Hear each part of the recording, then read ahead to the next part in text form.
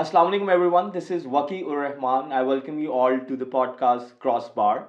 And if you remember, I was here like a couple of episodes back. I am representing Influencer Football League. I am representing Influencer the community. And if I'm sure you remember that we had mentioned in that podcast that we will be doing this as a collaboration. And this is the very first episode of that. And I'm very excited to have this podcast episode with a person who is a legend for sure in the game, someone who has represented football in different countries at different levels. And before I, say something on his behalf, I think it's better I introduce you guys to Mr. Mark Cox. Hi, Mark. How are you? Hi, Wacky. Thank you for inviting me this Pleasure is afternoon. all ours. It's lovely to be here. Right. So as if I mean you were listening to me trying to introduce you, which I think it's very difficult for me to do that because your portfolio is huge. So why don't you start, from wherever that you want to start? I was going to say, how long have we got? Because I'm quite shy and I don't like talking I'm about sure we've myself. got enough for you. So my name's Mark Cox, and I currently work here in Lahore for Legends Academy, which run various venues in DHA and at City School in Gulberg. I've been in Pakistan 2 years. Right. Coming up for 2 years, and I'm going to be here forever. My background, as I was telling you, Waki, I was a police officer for 25 years, and then I was a prison governor for 15 years. I know I don't look it, but I was for that. That is a shock to me, basically. If I be very blunt about it, because I thought you were just doing football and sports and all that, and now that you just told us, and you just told me earlier also at the same time, I still can't, process the fact that you were a jailer and you did all this. I mean, the journey, I'm sure that, from the very first day that you started getting into sports and also into this, prison thing and all that. I'm sure it's a huge journey. I mean, and we would like you to share some of the bits from that. I've had a good life, to be quite honest. It's been really good. I'd always wanted to join the police force and prison service, or police Right. force and the prison service. And what it gave me the opportunity to do was play sport. We played cricket, we played football, we played tennis, we swam, badminton, played hockey, played squash. And I played a good level at cricket. I played a good level at all Right. sports, and football was just my passion. Football is life. Football, you can't explain it. The teamwork, how you get on with everybody, and because I was in the jobs that I was able to get the time off. So I played at a good standard step 7. I played at FA Cup level, FA Vars level. Played on some of the biggest grounds in the UK. There's a And then- reason I called you a legend, and I'm sure everyone can, agree to the fact after listening to whatever that he has said in last 2 minutes. It is no less than legendary status that he has for sure. The thing about it is as well, working with the police and the prison, it allows you to stay humble. When you're working with murderers and rapists and gang members and robbers, to then go and play football kind of gives you a different context of life and an Yeah. appreciation of how great football and sport is in general. And as I was getting older, it got to the point was I went more into coaching. And I was doing a lot of coaching with grassroots teams and also with the teams that I was working with at high level. And the thing that pushed me right into coaching, I played a game for a team called Trafford, who were playing in Greater Manchester at a good level. And we lost 5-2. And my son was watching me play.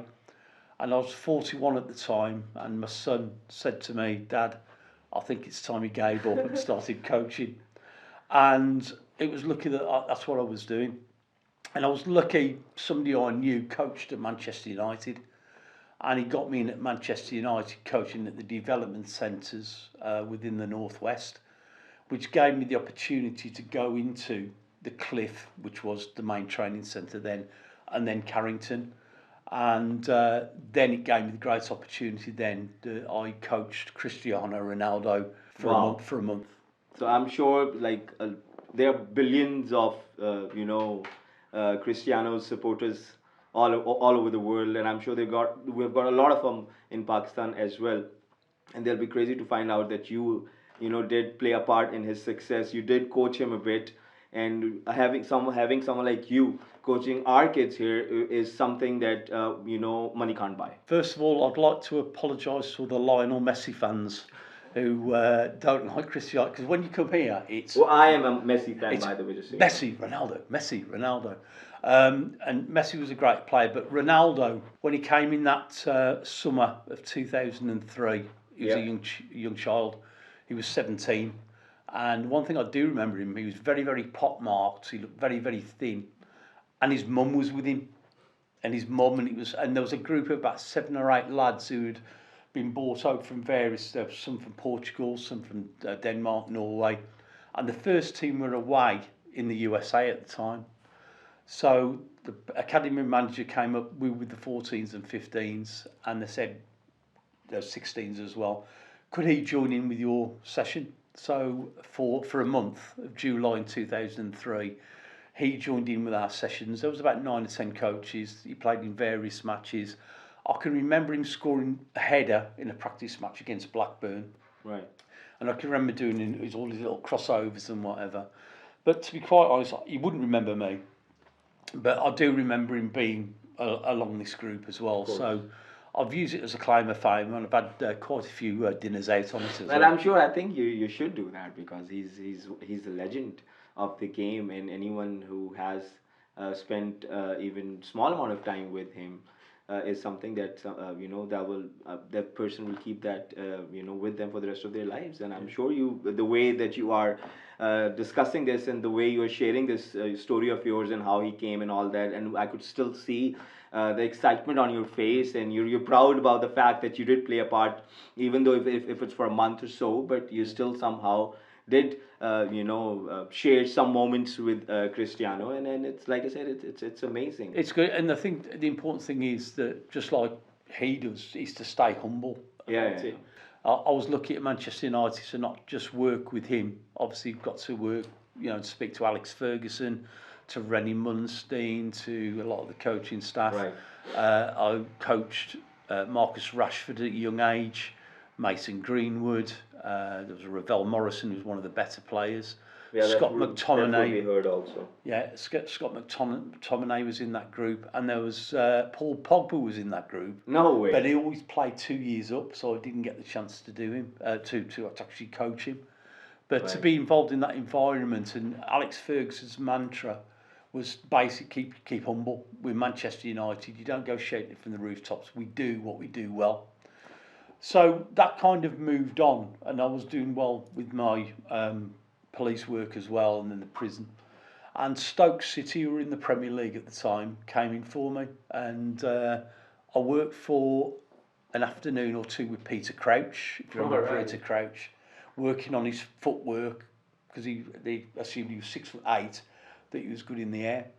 And from Stoke City, I was able to do my badges. I did my level 1, I did my level 2, I did my B licence.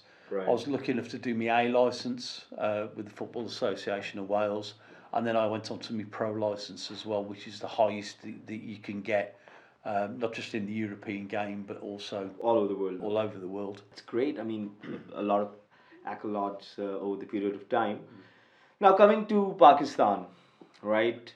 It's somehow it always I find it funny now over the period of time that a country who manufactures more than 75 million footballs a year, and we're nowhere as far as football is concerned.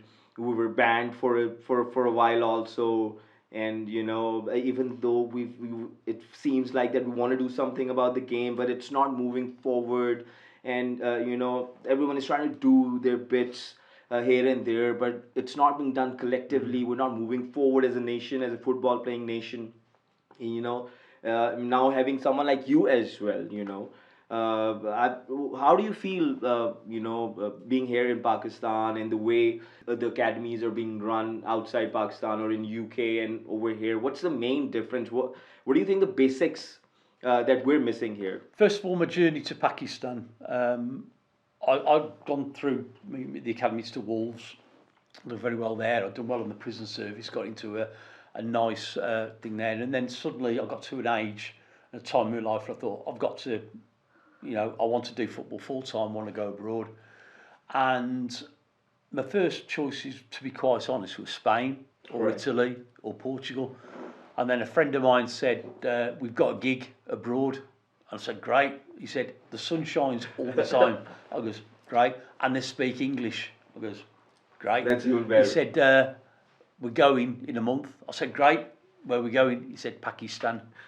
Now, I must admit, I thought, and I'm sorry if this comes across wrong, but my first thought was when I came over here, that the people were going to kill me. The terrorists were going to kill me, the food were going to kill me, the dogs were going to kill me, the water, Everything is the going to milk, kill you. everything was going to, and that was it. And I wouldn't survive in this. And I came across to probably the most beautiful country in the world. Thank you. It's got greenery, it's got cities, it's got towns, it's got forests, it's got mountains, it's got rivers, and it's got probably the most humblest, beautifulest people I've ever come across. Honestly, everywhere I go, the people are fantastic. And on that base, Pakistan should be great. When I was growing up, Pakistan had a great cricket team. Yeah. They also had a great hockey team. Field hockey was brilliant. In Wolverhampton, where I live in the UK, they still have 2 Jahangir Khan squash centres. And he goes over to Wolverhampton a lot to go to have a look to do that. Pakistani sportsmen were revered around the world. Football never came into that, and I think the way football is here now, Pakistan is natural athletes. You're naturally built to be athletes. It's the food, it's the weather, it's the climate. It's you're walking and running all the time. You can see it with the cricket. So why should not football? And I think all it is, it just needs a bit of basic organisation. It's a massive, massive country, not only in the amount of people, 250, 260, 270 million, but also to get from the north, the Gilgit, the Skurdus, down to Karachi's. You've got probably 6 or 7 countries within one country. Yes, we do. You've got 6 or 7 languages in one country. Now, somebody has got to bring that together. First of all, it's got to be done on a regional basis, okay? And also, there's got to be some kind of force towards an 11-a-side game. Futsal is great, 5-a-side is great, 9-a-side is great. People playing football, it's got to be brilliant. But people recognise what happens 11-a-side. The world is about 11-a-side. The news that you always get to hear is of 11-a-side. 7-a-side or 5-a-side or 4-a-side is something which doesn't get that much of publicity like 11-a-side, and everyone follows 11-a-side. But I guess because of the lack of infrastructure for 11-a-side fields and all that, that is why we're not. The upcoming generation is not more into 11-a-side, even though they watch 11-a-side game all the way, almost every week on telly, but they don't get to play 11-a-side. Games. It's all about the opportunity. It's about giving the opportunity, and also with the opportunity, you need the facilities. You need decent 11-a-side pitches, and we've got an 11-a-side pitch at our venue. So what did they do? We had a nice pitch. They concreted a cricket strip in the middle of it. Yeah, I know. There's a cricket. You know what I mean? And it's giving people the opportunities, because when I go to the futsal tournaments at Mega Arena, Lords, the LST project, which is really good. Your influencer project looks pretty good, because is that 9-a-side? Is it? It's 7-a-side. 7-a-side. Yeah. All these projects are great, and there's some great players. There are really some good players that could be developed into 11-a-side. That could be developed. And I did speak to Steve Constantine probably once a month, who was the manager. He's just left. And that was his only frustration, that he could see there were great players, but he wanted to see leagues. He wanted to send scouts out up and down the country to say who's the best right back, who's the best left back. So they're having to get a lot of overseas, what you call the diaspora players, who are playing, where I think there's got to be 11 quality players from within the country. There is already. Then you can always. But it's identifying them. Because, no offence, some of these players who are playing in other leagues, they're playing in the Afghan league. Otis Khan, who's one of the best players that you've got, he's playing with a lad who I coached when he was 6 and 7, Tom Conlon, at Oldham Athletic in the National Conference. There's no Pakistani players playing in the Premier League or in La Liga. So we've got to develop the players here because they are here. And there's some great coaches here. You know, there's some great coaches that I work with at Legends. I've looked, obviously, there's coaches who work at Bulls, you know, Madassa what he does with some of the young lads there. Kaka at TWK. You're looking at Fives and at Football Factory in Islamabad. Karachi City have some fantastic players. I mean, it's something is cooking basically. Something's cooking. cooking. You can feel that something's cooking, and it's just these. I feel that these people need a certain direction and a focus, so they can assist Pakistan Football Federation or the football in Pakistan to move forward, because it's high time we should do that. I think the problem with it is that I'm all for fighting and having fight, you know, like fights on the pitch, competition on the pitch. I'm playing against your team, I want to be your team. You're playing against his team, he wants to be his team. But it's when you're fighting off the pitch that you want people to fail. They want that academy to fail. We should be getting as many academies, because there's room enough with 250 million people. There must be something like 30 million, 40 million who play football. If I'm not wrong, Legends is currently catering about 400 kids. We're catering for about 400. So we're looking. What's the age bracket? 14, 12? We do everything from mini kickers to 1 to 4, right the way. And the 1 to 4, that is our biggest expanding group, because parents that have been in Dubai and coming over in, they want to see their children playing football.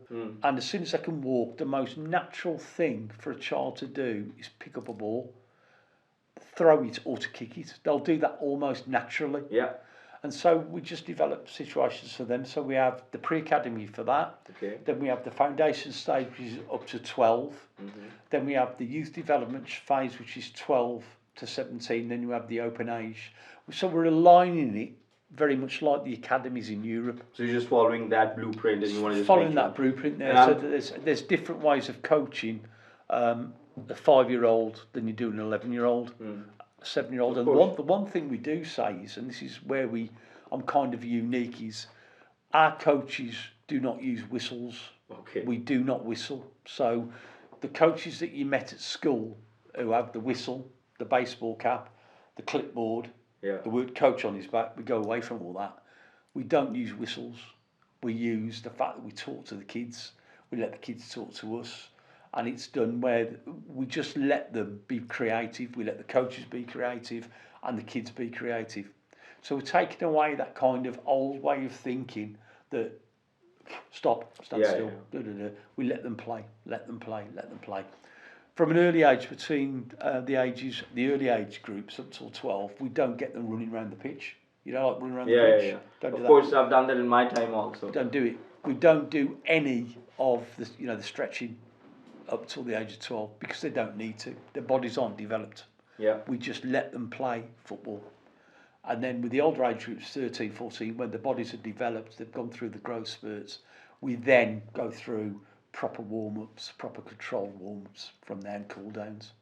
Right. So we're trying to change the mindset, and that's what needs to happen in Pakistan, change the mindset. The mindset, yes. And I think it's great that you mentioned the fact that, your pre-academies, the one you mentioned where you have from 1 year to till... so the pre-academy is 1 to 4 is the mini kickers, and 5 to 8. I think that's where the change is going to come from, because, us growing up, sports is never... something that our parents or the society agreed to the fact that this is going to be your bread and butter for the rest of your life. It's always something else, but not the sports. And even if it's sports, it's the cricket that we all aimed for. And now the young generation, like people, parents like myself, we would want our children to play football. It's just that we have to somehow create this understanding with parents that there is something which you can get if you put your kids to play football or anything of that sort, can lead to a good career afterwards. Because one thing that I'm very interested in this as well, because a lot of universities outside Pakistan, in Europe or in America for sure, they get these players on scholarship. If you're good enough, they take you on scholarship, and then they take you, they give you a career path. If you're good at it, you will keep on moving forward. If not, then you will get something else, which is, you will get something as far as your career is concerned. So, but that is something that I want people to understand here, that this is an industry.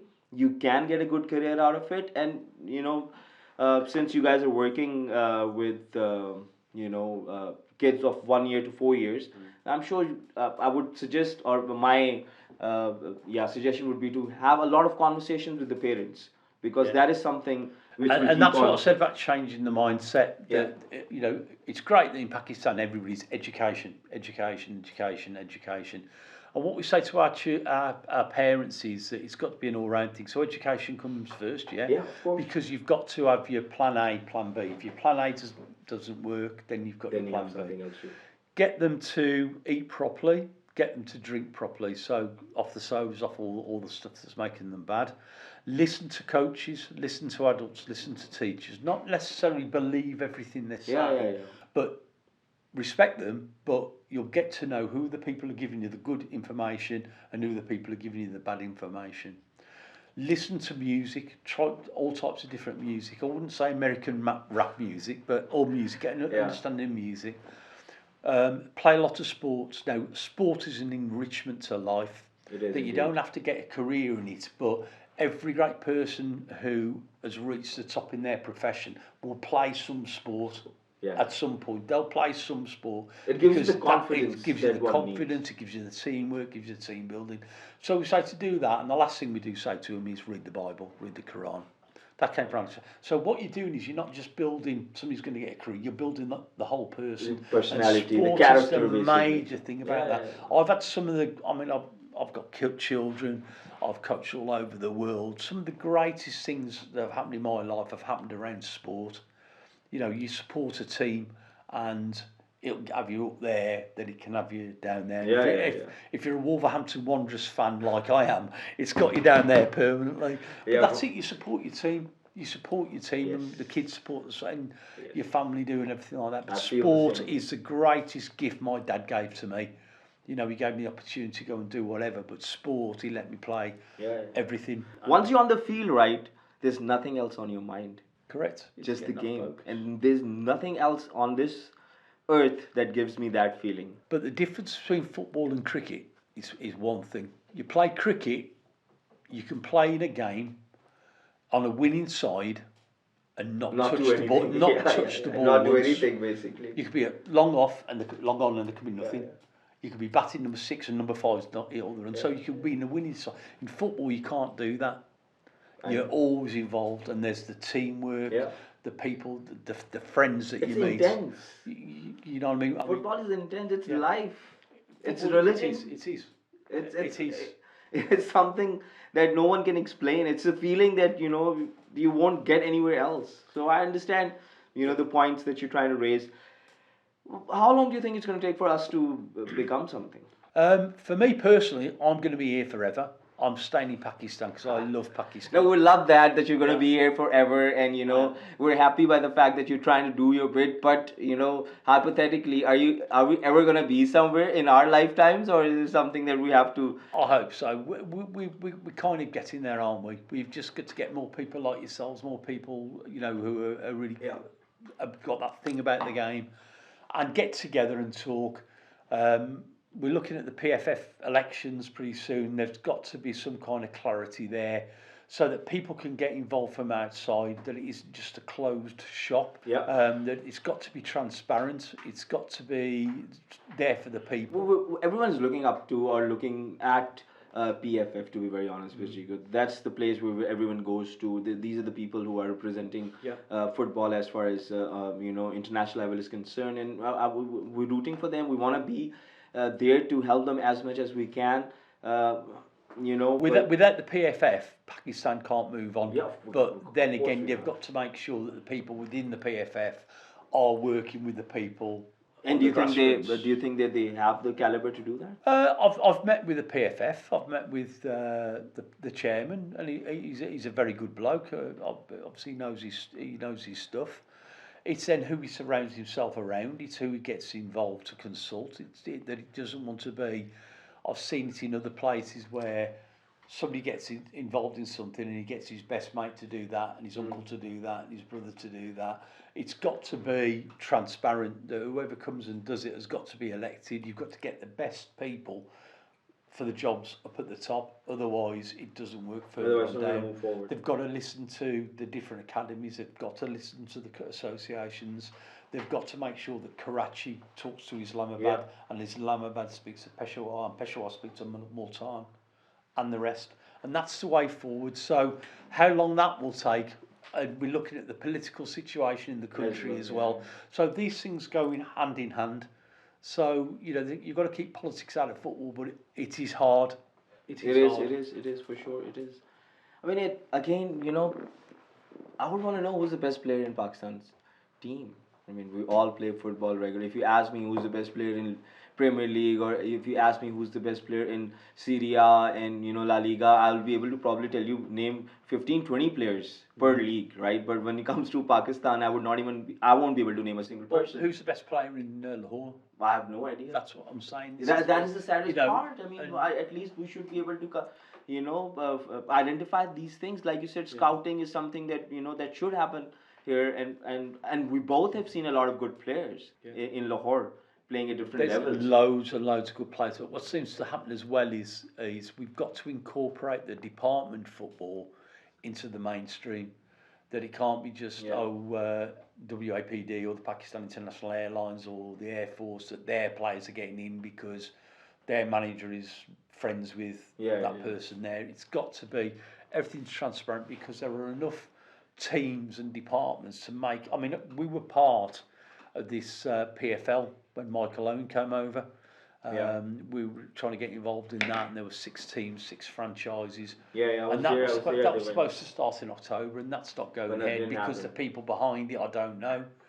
And we've just got to do something where people will take Pakistan seriously. I think there has to be a platform. I mean, someone who's 17 years of age right now, or 15 years of age, right, and is a good enough player to play and improve also over the period of time.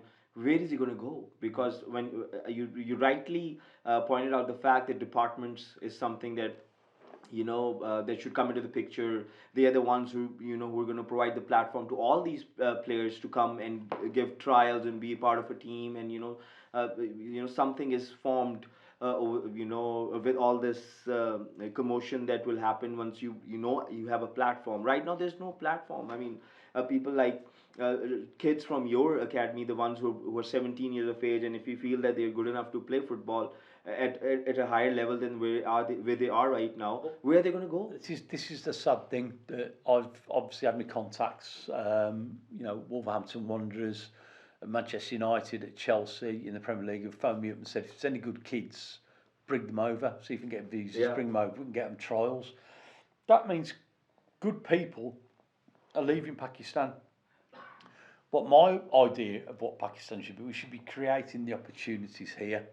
We should have enough people. It's the same with the good lawyers, the good doctors. Yeah.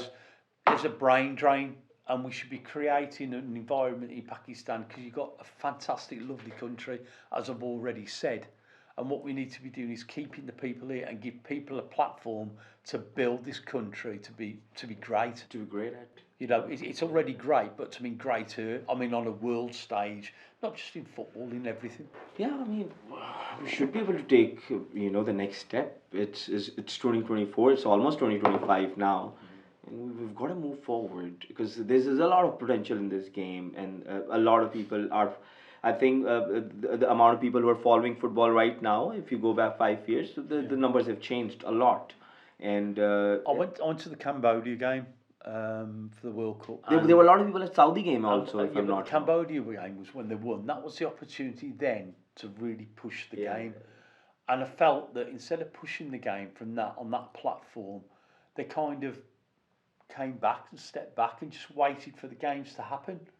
And went to the Saudi game, and we went to, there was so many people at each game, and they didn't, they had opportunities to get friendlies, they had opportunities to have get-togethers, they had opportunities for Steve and the team to go around different areas and basically, be superstars.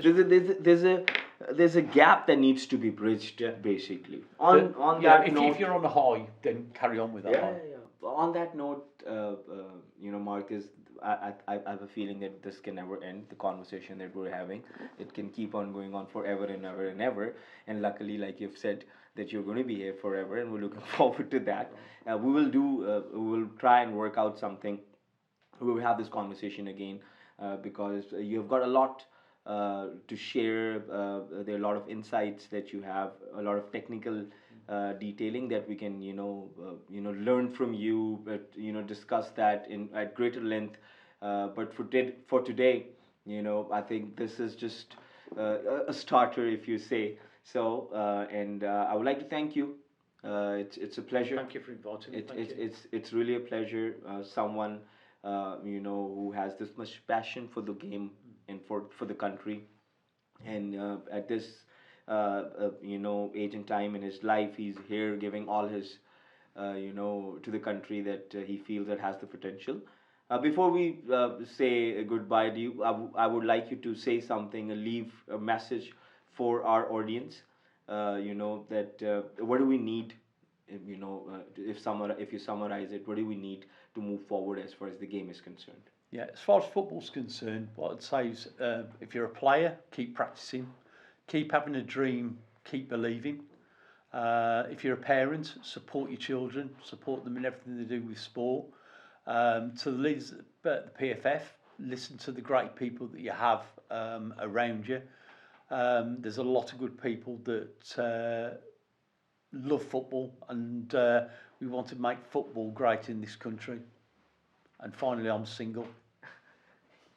Yeah, I think the last bit that you've said, people should keep that in mind and try to do something about it, because we being a very good host, we should not let that happen, because this is how the world is.